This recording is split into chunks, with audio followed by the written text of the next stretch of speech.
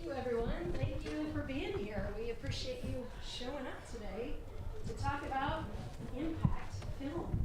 And as we were talking out there, every film has an impact. What we would like to do is talk about the films that could have a social, good impact. So that is what we're here to do today. I'm going to let each of my panelists introduce themselves. We're going to have a conversation, and then we will allow at least 15 minutes at the end for Q&A. So be thinking about your questions. And just to start out, I'll tell you who I am. I'm Heather Mason, and I am the CEO and founder of Caspian Agency. As you see our sign here, we also founded last year the Impact Lounge, which we hosted at the Sundance Film Festival. So, little fact, I used to be here in 1996 working at the American Pavilion. But that's my history. Those are the two things I'm representing today, and I'll turn to my right with you intro. My name's Robert Rippberger, and I run the Social Impact Entertainment Society. I also help manage an impact fund with Partners in Kind, which you can actually find at siesociety.org. I have a social impact production company and also a sales company. Hi, my name is Rick Davis. I'm the managing partner of LOHAS. We're a impact investing advisory firm of sorts. We operate at the intersection of impact investing and philanthropy. And one of our main practice areas is social impact entertainment, and look forward to hopefully sharing some very tactical things you can do in fundraising today. Good morning. Can you hear me? Hi. My name is Kayvan Mashayekh. I'm the founder of Producers Without Borders, and I produce relationships without borders. And I endeavor to create authentic connections with our global network of 150 thought leaders from around the world to come together to create, collaborate, and deliver. And I'm looking forward to speaking to you guys about what we do. Great. Thank you so much. And I'd like to start out first with something that we were speaking about earlier, which is, I started working in social entrepreneurship a long time ago. Caspian produces the Skull World Forum in Oxford, England. We've been doing that for 19 years. And I remember when that term, social entrepreneurship, came around, and it was brand new. What is that? And now it's old hat. So I wanted to talk to Robert. Your Social Impact Entertainment Society has come up with a definition for social impact filmmaking, which I think is probably a good place to start.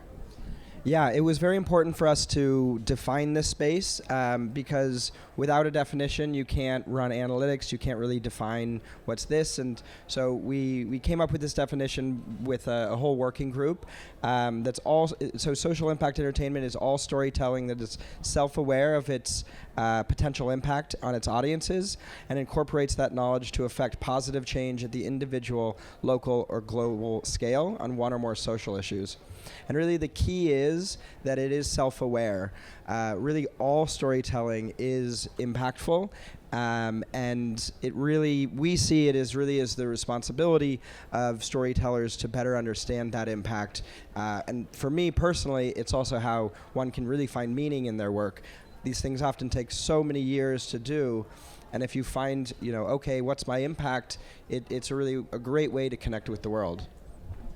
Well, and I like the fact that it's focusing on local, individual, or global change, because all three of those could be represented, or maybe just one. I mean, some of these things are very small changes that individuals can do on their own. Certainly. So, Rick, I would like to ask you, because you might be talking more from a money perspective, but how did you come into social impact film as a field or as an interest? Well, as I mentioned, we're an impact investing advisory firm at our core, and we work in a lot of fields that have nothing to do with entertainment. But everything we do has a social or environmental focal point to it. But honestly, the way I came into it largely was due to the gentleman on my right and Robert's partner on my left at the SIE Society. So it was an area that we knew we wanted to expand into, and as luck would have it, bumped into Kayvan around that time and said, hey, this is an area that we want to move into. And he said, well, there's going to be this guy at one of my dinners here next week in LA. Maybe you should come out and meet him. And he's now, a partner at LOHAS and helps lead our social impact entertainment practice. Wow. Well, that definitely brings me to Kayvan. So Kayvan, it sounds like you were an instigator and a connector between a lot of us, because I've met you through these folks. So how did you come into the social impact entertainment realm with Producers Without Borders? Very good question. So I came. I'm gonna ask you to move Yeah. really close with that microphone. Sorry about that. Okay, great. So I came about through one of my advisory board members, Will Nix, who is co-founded SIE Society with Robert, and he was the one who brought me into this community, so to speak, of LOHAS and SIE Society. So the entire core principle of PWB is to find these thought leaders and these people who are smarter than you, better than you, and help you grow, because what you want to do is bring together thought leaders from around the world who can contribute to the community rather than contribute to one person. So because what we're trying to create is something that's non-transactional and more ethics-based in a way where you want to treat people like a family. And this family is what's the core principle of what PWB is about.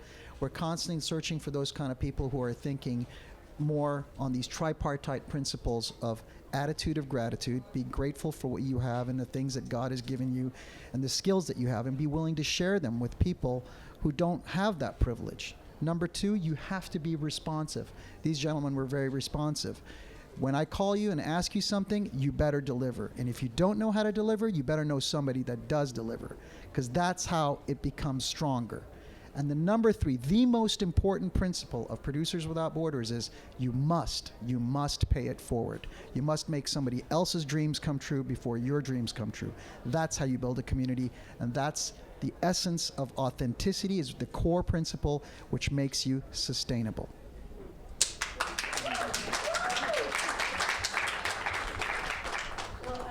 Because I often talk about, in front of the camera, behind the camera, and if you don't have your values portrayed in the organization that you're in that has some social impact, then it's really hard to do that outside of the organization. Well, I want to turn a bit to the size of this movement, because now we have a definition, and I think, we're definitely going to get to the financing, but before we talk about financing, we want to talk about, is this a growing movement? Is this something that is becoming larger? Is there a trend here? And I'm sure some of you or all of you saw Participant Media closed its doors in the last about couple weeks. And they were arguably one of the first to put a tent pole about social impact entertainment. So that has a lot of people questioning where this movement is going and the size of this movement. So I would love to hear from all of you, your perspectives on Participant, but more so the size and trend of this movement. So maybe Robert, I'll start with you. Sure. I would say that this movement still has so much further to go. And what Participant did and accomplished was really a major step forward. But when I first started doing this, I would say, I do social impact work, and kind of people would roll their eyes a bit, and you'd hear, okay, that's, documentaries or art house things, and the subtext was things that don't make money. And what we've been putting together at SIE Society is really a sort of like impact profit component. And really, I think it was over COVID where felt like those scales completely shifted from, it's not just this sort of thing on the side, it really is mainstream, because people are thinking about how they're spending their time. If corporations are citizens, then they might as well be model citizens. And one big thing that I've really been trying to shed a lot of light on, I wrote a book called The Power of Storytelling that goes into this, is that it's actually the highest grossing films of all time. Avatar at its core was an environmental movement. The Fox executive said to James Cameron, what is this, hippie BS? And he's like, no, that's the reason this film exists. And it also is how it gets shared with others. It's also how word of mouth advertising accelerates it. And so Participant made a major contribution to this. They had a staff of hundreds that really looked to take films and turn that into policy and have laws around it. But there's still so much further to go. We don't know. There's no metric, actually. The reason we define social impact is because if you go to Synalytic or any of these other companies, you can't run the numbers on whether social impact entertainment makes profit because it's not even tagged. So there's a huge, huge distance to go. We are ultimately all artists who are working on passion and certainly social impact, and what actors get involved with are things that are meaningful. So I really, it was a great chapter, but I think there's a much, much bigger future ahead, and I'm really excited to be a part of that. Well, and I just love the fact that you're bringing up Avatar, that little art house film, didn't make much money. That had a huge impact, and yet it billed as that, I think we were talking, I'm writing a rom-com and I'm building in a sustainability thread. You don't have to do these documentaries or these heavy-handed message films to still get a message through. And Kayvan, I wanted to turn to you because I know you've been in this field for a while, and what are your perspectives on where it's going, and how kind of these types of films are being viewed, or what you're seeing even in your producer community? I think I echo everything that my colleague just said, because it's so important for you to understand that there's so much more that needs to be done in this area. And Robert's 100% correct. This is my 20th Cannes, and I met Jeff on one of these yacht parties, like, I don't know, umpteen years ago, as we say back home, and I couldn't believe how amazingly what a visionary that guy was at a time when nobody was talking and thinking about these kind of things. And what we'd like to think about now with Producers Without Borders is carrying on that flag and that spirit of what he had started so long ago, and he did such a remarkable job with so many great movies that had been put out. But more important than that, in order to be sustainable, the only key element you need to focus on to build your community is authenticity. People smell bullshit all the time. You need to be real all the time in every aspect of your life, whether it's your personal relationship or it's your professional relationships. That's the only way you can be sustainable. So the only thing I can say, where do I see it going? It's in the hands of the next generation. So the next generation, you just have to focus on that. Don't forget who you are and why you're doing what you're doing, and your purpose will drive you. It will create that movement that will, doesn't matter if it's a $200, $300 million film. It's the heart and the soul of who you are that will transcend boundaries and make you without borders and creating the content that you want to create. Awesome. Well, we love that. I love to think about authenticity. I want to talk to Rick, though, because at a certain point, there has to be growth, or we wouldn't have an investing person up here. So Rick, where do you see this going financially when you look at this as a part of the portfolio? Where are you seeing the growth headed? Well, let me first just tie off on the question, because I thought Robert's point was very important to think about, how we define impact and where it is. Because we always talk, I get asked a lot, because we've been running an impact investing firm for a long time, about how do you define impact? Like, where do you draw the line? And because what we do is we enable the flow of philanthropic funding as investment capital into for-profit entertainment productions, I always say we define it how our donors and grantors define it. If they see there's something important in your production and they align with that, they'll tell you with their wallets, and that's what we enable. And so if you are raising money for your production, identify what those key elements are of impact and find parties who care about those elements, and recognize the power of entertainment to get it on screen and have the leverage that entertainment does, which is far greater than anything else, really. I mean, we can reach so many people with these messages, and so find those parties that care about those things. And if I may add something to that, the domino effect of these relationships we're talking about right here is a perfect example. Both me and Robert are clients of LOHAS.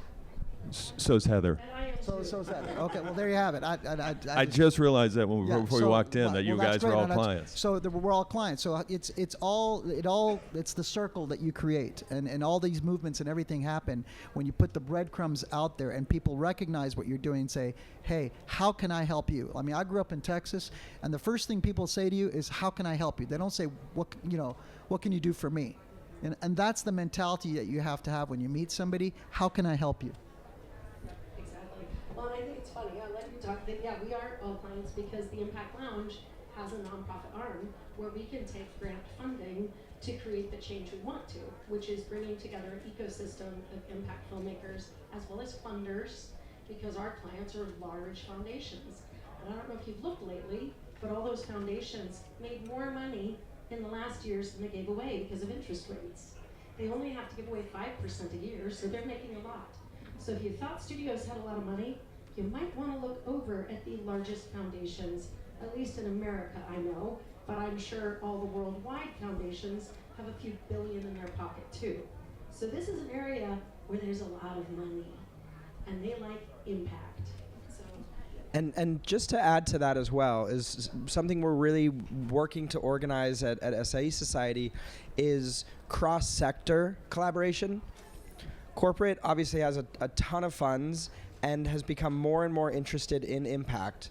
And so we thought, look, if there's these different topic areas, nonprofit, corporate, entertainment, why aren't we working together on these causes? Why is one person running a campaign here, another one's doing it over here? And so our vision for it is, and we did a last conference in December in LA, and people were really sort of ignited by it, but it's entertainers can reach more people than any other field. Corporate has unprecedented resources, and nonprofit and NGOs are so good on the ground and so good with measurement. So each person is like struggling with this other thing, but really if we work together, it's going to go even further, and the impact profit of it is also going to be much more manageable. Absolutely. And Rick, I want to hear about you from also some of these funding mechanisms. Yeah, that was, at the beginning I said I promised some very tactical things you can do. So here you go. And if you want to find me afterwards, I actually have them printed on a cheat sheet that I give to producers, because I realized I was saying these things like 1,000 times. So now I just, like the person on the subway giving you a card. So if you're raising money for your entertainment production, when you're talking to your prospective supporters about financing it, make sure you also include these two questions. One, do you have a donor-advised fund? If you don't know what a donor-advised fund are, they're the most common philanthropic vehicle in the United States. It's at the end of the year, you're going to put some money aside for tax purposes to offset your tax bill into the philanthropic bucket. You put it in a donor-advised fund, and then you can figure out later what to do with it. So you get your immediate tax deduction, you do whatever with it later. The problem, we believe, we run a donor-advised fund, is in this country, and not this country, in this pavilion's country, in the United States, we have well over $250 billion stuffed inside of donor-advised funds. And the inflows outpace the outflows every year. So there'll be $300 billion by next year. But that money can be used to invest in your production. But it's a two-way street of ignorance. And what I mean by that is you don't know who has them, because by law they're anonymous. So the only way you find out is if you ask them, do you have a donor-advised fund? But exactly. But the other way of this is they don't know they can be investing that in your production. So by asking them the question, do you have one? And they say, well, as a matter of fact, I have one at Fidelity or Schwab or Vanguard or wherever, my community foundation. And you say, did you know then that you could be investing that money in my production? They don't know that. Like 99.9% of donor-advised fund owners have no idea they could be investing that money in your production. So it's up to you to ask the questions. That was question one. Question two, second question on the cheat sheet, is, are you a part of, and this Heather mentioned this early, are you a part of or do you have a foundation? Meaning, do you work for the foundation or do you have a private family foundation? Because as Heather noted, their grant funding has to be given away. What they typically do not know is they can take that grant funding and have it invested as capital, investment capital, in your production. It can be very important to have that investment capital because you want to indicate to other investors that you have investors coming in already. But that's money they have to give away by law. But once again, they often do not have any idea they could be using their grant funding to invest in your production. And if they want the money back, we can structure it as a recoverable grant. So when your production is successful and there are returns on investment, the foundation gets its money back. But these are things that most of these groups do not know, and unless you ask the questions and by extension inform them that that's a possibility, you're never going to get the money because they don't know it and you don't know it until you ask. Well, and I think another fact to look up, and you can Google me on this because I might be saying it incorrectly, but the largest wealth transfer in the history of the world in the United States will take place over the next, 10 years? Is it 10 years, something like that? $30 trillion. $30 trillion are going into the hands of those wealthy kidlets, and they have to give away that money if they're putting it in, which they will have their parents set up, donor-advised funds and foundations, and you know what they want to do, change the world, often through film. So I think they just want to come to Cannes. We'll accept that as well. We'll take it. want to come to Cannes, yes. So there's a lot of different options for funding for filmmaking. But I want to talk to Kayvan for just 1 second. You were able to score an incredibly big corporate partner and a bunch of corporate partners, and I bet folks would love to know, how do you do that? Authenticity, once again. You got to be authentic. My mic doesn't work, but I can. We can project. It's okay. I can project. I can say it pretty loud. Honestly, it's one thing. Authenticity. What the entity that she's talking about is a company that generated $55 billion in revenue last year. And the sponsor is United Airlines. So United Airlines became our sponsor when they found out about me when I got invited after I was doing a talk in Scotland. I was on what's called a fam trip, and they found out that I was a 2 million miler. In other words, I'd been loyal to the company for 30-some plus years, and I've flown 2 million miles on their airline. And I was an advocate for the brand. I was a user of their product, and so they started thinking, is this guy for real or not? And what are you doing? And how big is your group? I'm like, well, it's 150 people, and I curate them from around the world, and they have to be doers and not talkers. They have to be givers and not takers. And I put them all together in this place where it's like an arsonist watching a fire. When you come to my events and I curate the tables and I put people together. And they said, well, we want a piece of that action. So I said, okay, well, you know what? I'm like, I'll let you come to an event and you can see for yourself. And they came to one, they came to two, and they were like, kind of like a drug dealer. They're hooked. They get it. They immediately. It's like they get.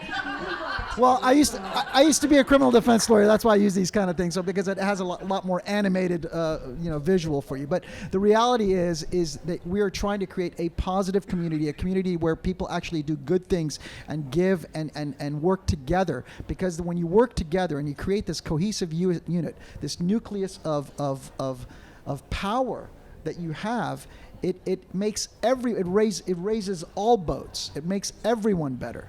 But the only way you can find out if you are part of this is what have you done for me lately? What have you done for the community lately? Because if you're not that kind of person, if you're not plugged in, I'm going to find out immediately what you can do. And that's how United became such an advocate of our brand, because I was loyal to them and I understood what community means. Because what are they doing? They're connecting people from around the world with one another through flights. And what PWB is, it's like, just pretend you get on a plane and the captain of that plane knows where every single person is sitting and why they're sitting at that seat, because he planted them there. That's Captain Kayvan, by the way. No, it's not that. That's not what I'm talking about. Fly the friendly skies. Producers without borders. Fly the producer-friendly skies. Okay, but this is what I was. That was just one example. The other one's Radisson Hotel Group, which is similar thing. So when you think about hospitality, you think about airlines, you think about brands that had helped filmmakers like Film Chain to create transparency in collection and account management. I see this on a three-dimensional chessboard where I connect people from different entities and bring them together. I'm also the head of international for SIE Society. So all of this works in a way where you think, how can you bring all these elements together and make it better? Authenticity. And what does that mean? Sustainability. That's how it goes forward. I like the examples of the hospitality sponsors especially, because they make sense. They fit. Anything that fits easily within a business model, a corporation is going to have an easier time sponsoring. The other thing I want to note is one of our panels this past year at Sundance I learned an interesting factoid since you brought up Radisson Hotels.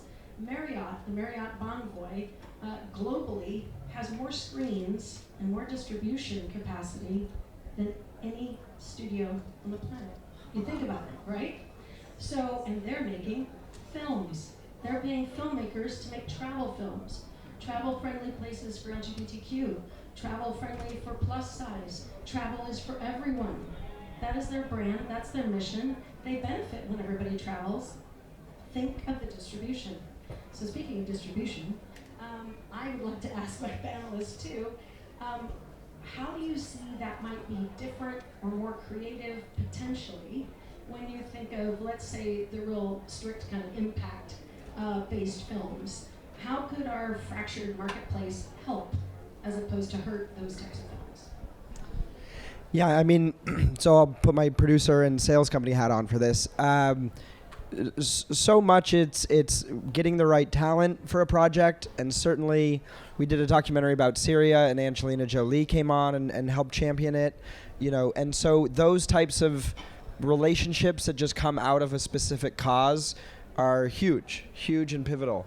Across that, people are always looking for what's unique and what's different, and certainly things that are impact-based can contribute to that. But at the same time, there is a sort of spectrum to it, and so it does have to be, at least from doing sales, it does still have to have that really strong genre or marketable appeal to it. But there's ways to do both. What really got us excited and kind of really, I think, led to the SIE Society is we started hearing about a guy in Mexico City named Miguel Zabito. And he was working on soap operas and saw how sewing machines were selling out right after they were in soap operas. He thought, why can't I do the same thing with social causes? So he put together 5 soap operas with Televisa. And then over the course of 7 or 8 years, they were basically all around family planning. Throughout Mexico, the population kind of stabilized. It was going through exponential growth, and there was a lot of problems that they were foreseeing. The UN then did a study on that and said that, and when they said, what changed, people pointed back to these soap operas. But you would never know. You would never know from watching these things, but it was just kind of nuanced in there. I mean, there's projects I've done where I've thought, it's so minor, but I'll do it through casting. Or often, violence on camera is very well studied and depicted, and a show like 13 Reasons Why is a great case of like what not to do. But so basically what they had done with that show is they had depicted suicide, but they had showed somebody do it, which is a absolute no-no from a psychology standpoint, because it inspires people to repeat the same. And so there's just so many layers to it that it can be it's really part of all film again. So it can help, it can be minor. It's really as much as you want to really kind of engage on your respective project, but certainly even at a ground level, it's going to be very, very, very beneficial. Well, I think of Will and Grace. I mean, and the acceptance of LGBTQ in society is mapped to both the Ellen episode, if anybody's old enough, of her coming out, and then also Will and Grace more normalizing it and normalizing that experience, and they've done studies on those as well. Rick, I'm curious if you are looking at distribution methods, models. Does wide distribution count when high net worth individuals are coming for funding?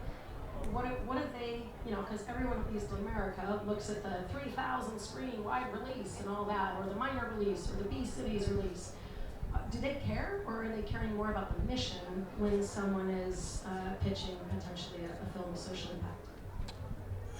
Well, I think if you're contributing to a production and there's an impactful element, you want it to be successful, not just for the financial reasons, but because you want it to reach as many eyeballs as possible and have that impact. As I said earlier, the real key is to finding parties that identify and find value in whatever that element is. Yesterday was, a lot of filmmakers here, and talking to one, and he said learned that we did impact related work. He said, yeah, my film isn't that. It's just a sort of, I don't even remember now, love story or sci-fi or something in Reykjavik. He goes, but I'm shooting it in Reykjavik because I really wanted Reykjavik, the city, and what it would be like to live in the city, to be one of the characters in the production. I said, do you think there are any foundations in Iceland that might want to raise the profile of Reykjavik and let people know exactly what it's like to be there? I said, that's the connection. That's what you're doing, and we hear that a lot. I had Alaska Conservation Foundation was telling me that there was an episode of CSI shot in some small Alaskan village, but incorporated into that there were some conservation issues related to it and some indigenous rights issues sort of incorporated in the storyline. And he said, it was the same CSI, someone's dead and they figure out who it is by the end using whatever. He goes, but that little episode, everyone who watched it walked away knowing so much more about what it's really like to be here, and some of our real challenges we have in Alaska. He goes, can we start doing more of that? Can we start funding that kind of thing? And so you just got to find those connection points with the parties that want to support what you're doing, and particularly those that are sitting on lots of philanthropic funding and not aware that they could be using it in this way. Right, yeah. Well, I love that idea that it can be used and looked at for even the background players, or literally the background, which I think about different films I've watched that I want to go there, I want to visit there, I want to see more about it. And even films that I would love to see made, like the Chinese pirate lady. Somebody needs to make that movie.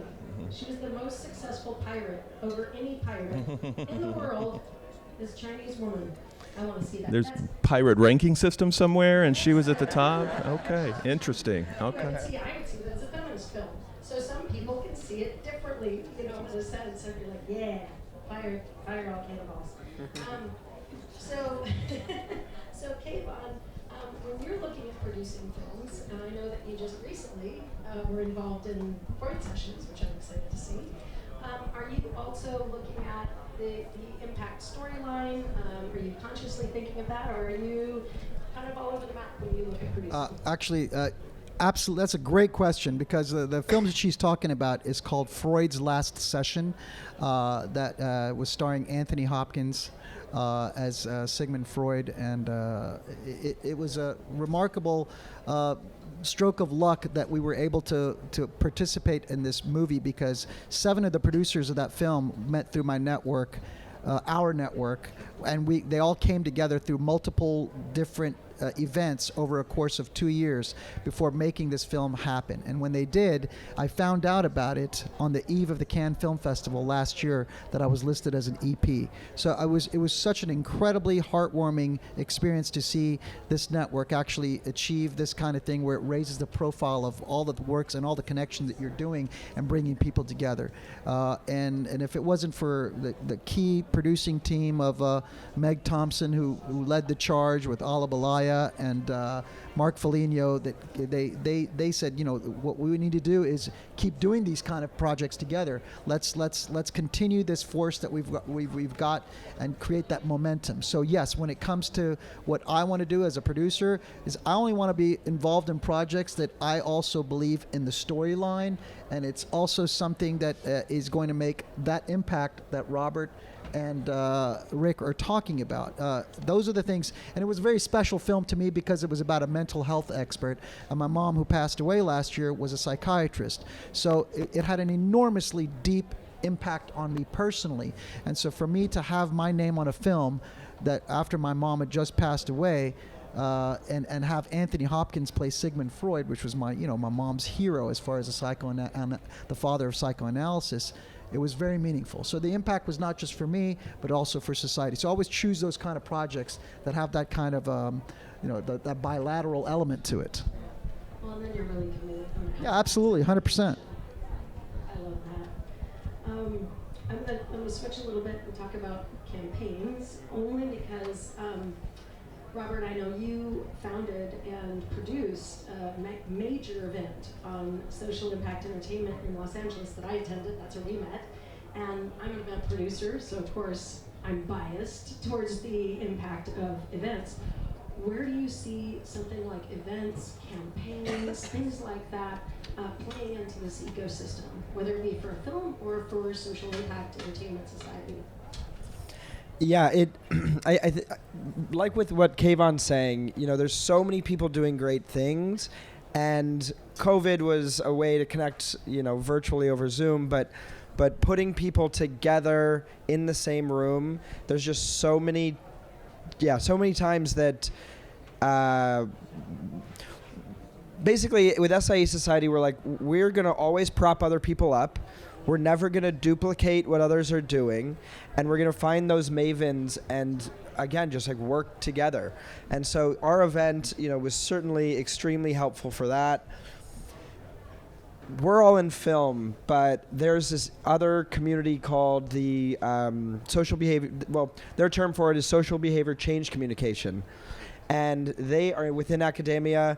Johns Hopkins kind of runs it, and they tell stories all over the world. There's a budget of 880 million, and they really understand measurement and impact, but it's often very at the local level, and they were seeking to reach more people.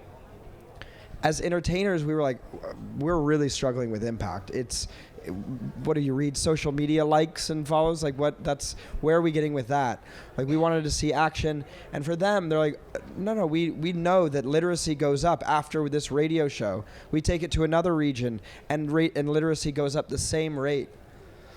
And so that, I think, is so important, is we're here where it can. There's nobody from this other sector here. And that, I think, is so important, is reaching into other communities, other sectors, and what we're really trying to cultivate at SIE Society and put people together. That, I think, is really the benefit of in-person events, and also just kind of going outside of one's immediate circle to see how people can help each other. That's really what we're all just trying to do. And when is SIE Society's next event? Yeah. Great question. Thank you. So we are doing our second event in Los Angeles, December, I think it's 5th and 6th. And we also do programming through the year.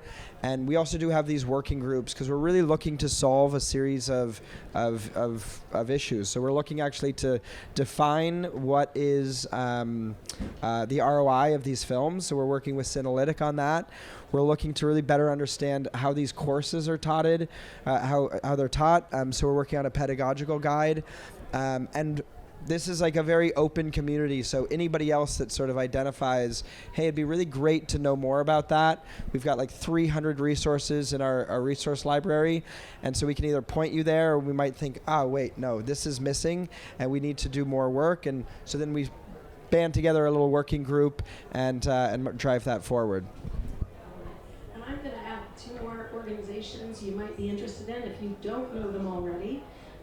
Which is the Norton Lear Media Society at USC. They study impact in campaigns. And another one is the Gina Davis Media Institute, which studies how women are portrayed in film and speaking parts, although women don't speak, I guess. Every once in a while we do. But that's actually an excellent organization. So there's becoming more measurement, and then there's another one called Bridging Entertainment Labs. That is at USC as well. They look at political divides and bridging political divides through media.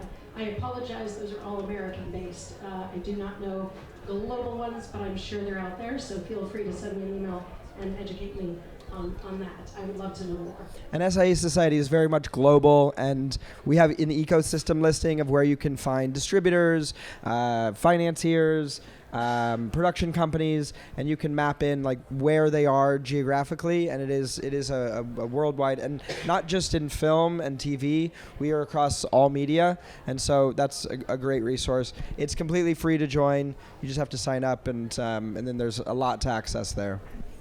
That's a great point, just on the global aspect, because I did talk about U.S. donor advised funds and things of that nature.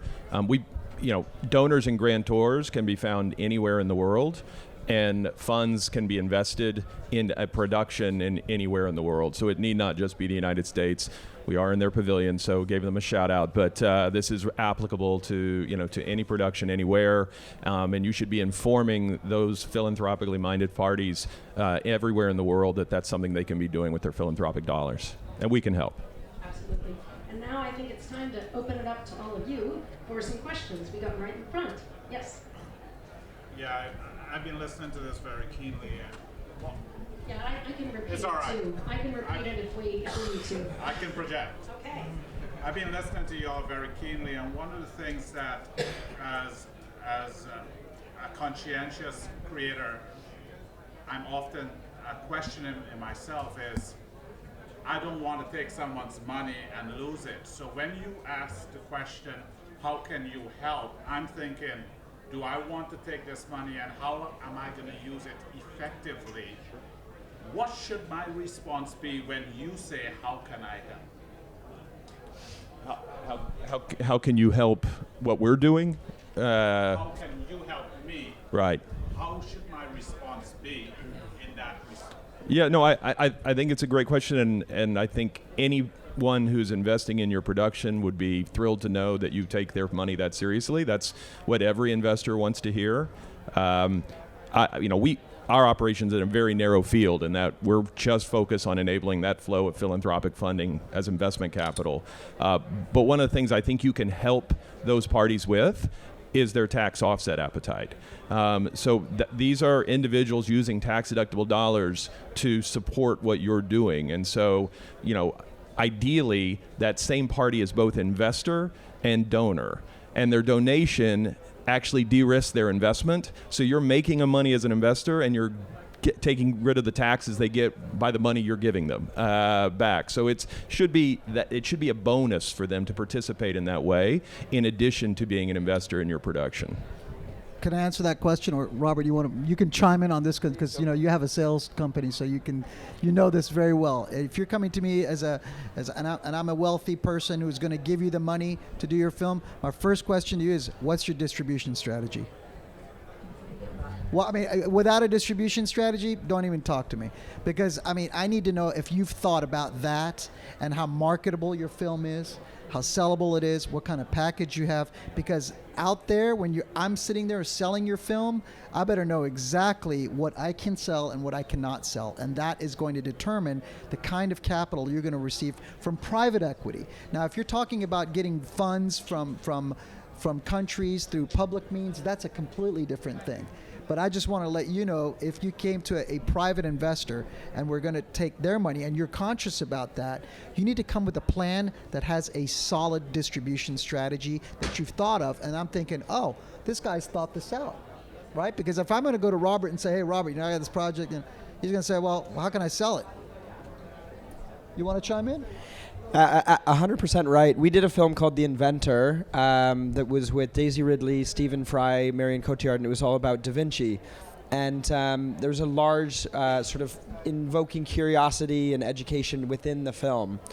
We had pre-distribution, we had private equity, and we also had some gap that was remaining. We were able to, because there was that other aspect of education, we were able to partner with, talking about working cross-sector, we were able to partner with a corporation to come in and help with marketing and really help that distribution. But what I would say fundamentally is, if the film has impact in it, it's always a risk. There's always a risk. Rick is right, you can offset it on their end.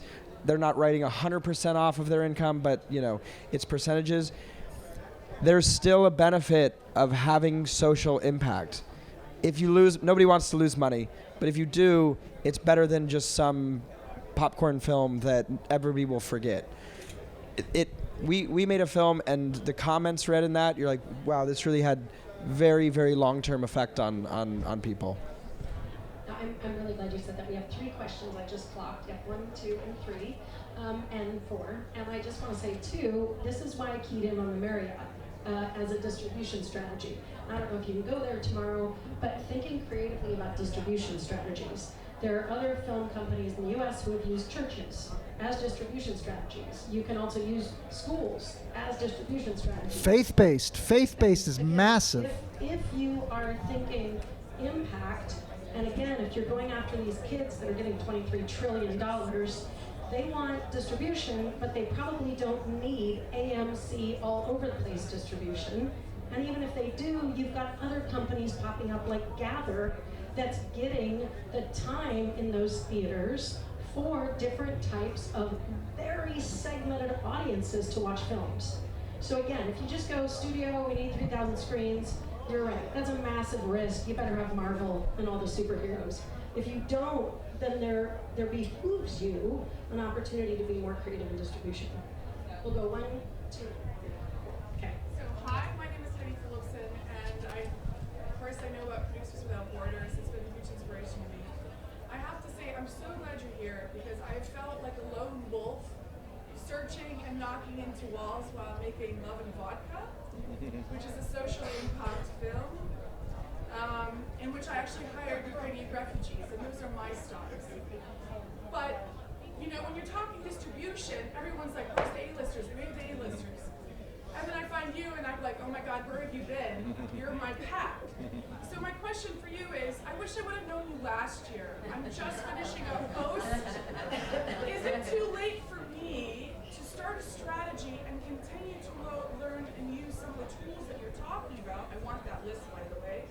Because I go between Berlin and Ann Arbor, and I know Ann Arbor, Michigan has a lot of these donors and organizations. I just didn't know the tools to tap into that. And I feel like I've been recreating the wheel and stumbling a lot because I'm so busy producing and making this movie. So thank you if you could answer that question. Women, I also wanted to chime in and say, if you know about the Grameen Bank experiment, you understand that women understand impact a lot, but we don't always have the tools to what that you know. So also would love to learn if any educational programs that you're going to be developing. And as always with Producers Without Borders, if you need help, I'm here to put my time and energy into. So thank you. It's definitely not too late because, I mean, even if it's just a post-production campaign that you want to fund in the vein of what Heather was talking about and which Participant was so effective at, that's a great use of philanthropic funding to support that, you know, support the distribution, but also support the campaign that follows. So no, it's definitely not too late, assuming there are still things associated with the production, and it certainly sounds like there are. Go straight to the next question because I want to get through them. So let's see, was it here and here? There, okay.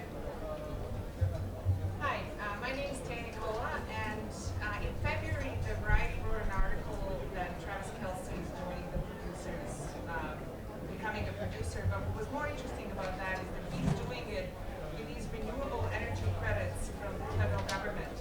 And I was searching high and low, trying to find any information about it, and I was wondering if you had any insight on what a green film is, what is a sustainable film, and how can we tap into these renewable energy credits from the federal government for the entertainment industry, because it seems to be a direct link. I have never heard that, and I am in this space as much as anybody is, and that has never crossed my desk. He's got the best distribution partner in Miss Swift. Yeah, no, I've never heard of that.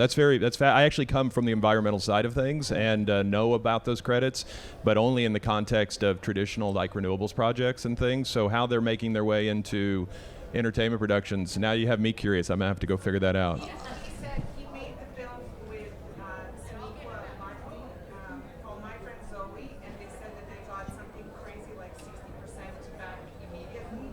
And it's super curious because it seems. I don't know about that. I'm super curious. Yeah. I don't know. Thank you for letting us know about that, because I don't know anything about it. Everybody, we all have a Google. So the Exactly. I next have no question idea. from the audience also has to educate the panelist. A little bit of. I like that. Okay, let's Stump the go right panelist. here, and then I'll go to you next. Thank you. My name is Michaela Scolari, and I'm a big fan of Producers Without Borders, Well. first of all.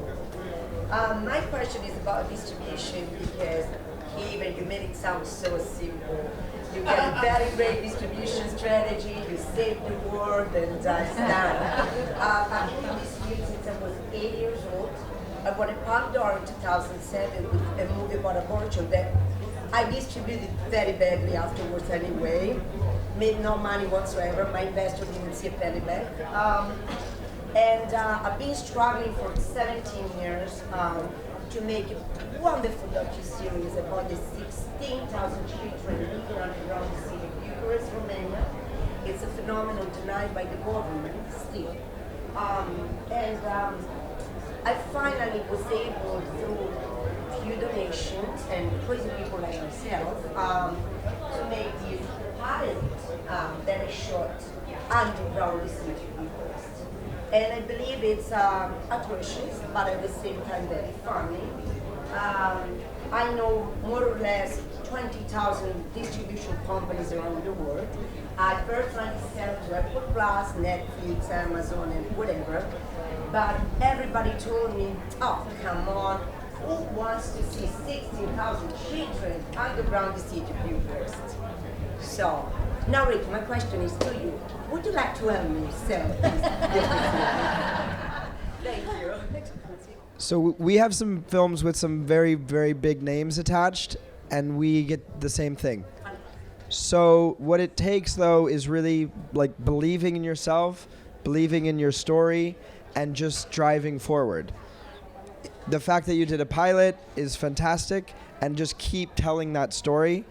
I would recommend maybe turning it from a series into a feature. There's just a lot more opportunity and There is a pilot is actually by itself a feature film Well, that also serves as a pilot for it. yeah, it's always hard. I was at a Can I chime in? I mean, Please. I know exactly where you're going. I mean, and I know Michaela very well. And and by the way, I mean, the movie that I made 20 years ago is the 20th anniversary of a film that I came here to do the distributor screenings for it. And Jeremy Zimmerman, casting director, who got me Vanessa Redgrave, is here. Even if you have top level talent, there's no guarantee you're going to get any distributor. Distributors only think about how they can sell your film. In this case, and that I'm talking about, we did a service deal with a company out of Texas called Arrival Pictures, run by a guy named Charles Acosta. I hope he's here. And what we did is he had the relationship with the theaters, and he was our booking agent and got us into the theaters. We had to do our own P&A. We had to do our own print and advertising and create our own budget and take it out on the road.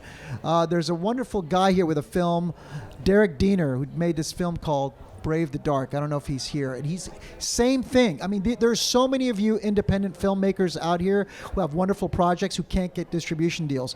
And the only way you can make a social impact is if you find a service deal through a company that has relationships that book your film, and you come up with your own P&A funding, maybe through a social impact cause. In this case, this is a product meant for And by the way, theatrical means nothing anymore unless you have massive amounts of money, because in the world of streaming now, you have so much content that sits on a shelf, and so the way they're gonna, with the kind of money they're going to pay you is nothing. They're going to take an all rights deal from you. Tell them, I mean, 15 years and you're not going to get anything out of it. So the best way to deal with this is to create a campaign. I have a campaign. Right. So but My question is different. My question is, since we're all experts in this field, and besides campaigns and everything, I have advocates, journalists, talk to the out of the kids, technicals, and whatever. What are maybe the sales company, of course, including yours, and I'm going to call you 20 times tomorrow if you're waiting, that can make that step, that change in between a beautifully done film and streamers? It really is. What we're talking about here is about like maximizing your possibilities for success. It's so hard to make a film, and so find all of the different ways. You don't just have to raise money, you can also save money. You can have a donor-advised fund. There's so many different ways to do it, and and it can be grueling, but that's the thing, is really just kind of pushing into all those possibilities, and that's what gets you here. I would just add, just beating on the same drum here, regarding the supporters. Kayvan talked about faith-based elements as one element of social impact entertainment. We have a client doing a production in the faith area, and very wisely have aligned themselves with some very large evangelical groups. So they're basically creating their audience as their donors / investors on the front end of the production, so that when it does come out, they already have an audience of literally millions already lining up waiting to see. And I think getting creative about how you begin to foster that community even prior to the production going out, such that a distributor is like, oh, you mean you already have an audience? That's an easier sell if you already have a line around the block at the box office, figuratively speaking, to get a party that wants to come and support what you're doing. So we have to end in 2 minutes. I'm going to let you ask your question very quickly, and only one person, and then if you want to ask anyone else afterwards, we'll be here. We'll be here. We're just going to make it super fast. Hi everyone, my name is Mashayekh. So I work for the Sphere Film Festival and Market. We're the only Oscar qualifying South Asian market in Seattle. So my question is pretty short. I really want to figure out how we can help filmmakers package their films for distribution, because we get a lot of 400 or 500 submissions every year, and most of their asks are, we would love to be with like a celebrity presenter, we would love to be introduced to your network of distribution. So these are short films, they're feature films. So do you guys have any advice? Okay, only one of you. Who wants Robert, to get that's a Robert question. And then we're going to wrap. It's shocking if you just send a cold email how often people are willing to help. A friend of mine says, when you begin to act, you discover your hidden allies, and it's just getting very concrete, and the reason why and what the ask is, and making it very straight and simple and straightforward. And I think just that alone, you'll move mountains. I agree. Cold emails, cold emails, cold emails. Send 100 of them. Okay, well, I just want to say thank you. I know we have to wrap. Thank you so much for Thanks so much. Thank you. Thank you.